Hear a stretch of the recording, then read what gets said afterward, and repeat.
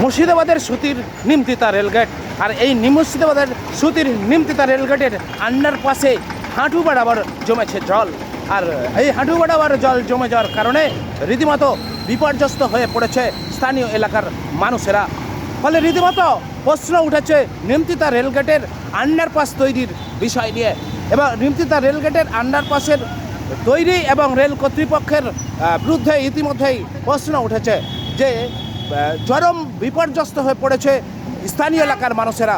Nimtita রেলগেটের underpass তৈরির সময় rail কর্তৃপক্ষ বলেছিল যে পর্যাপ্ত জল নিষ্কাশনের ব্যবস্থা করেই এই আন্ডারপাস তৈরি করা হচ্ছে, কিন্তু আখেরে দেখা গেল নিমতিতা রেলগেটের আন্ডারপাসের জল নিষ্কাশন তো দূর, রীতিমতো বিপর্যস্ত হয়ে পড়েছে স্থানীয় এলাকার মানুষেরা।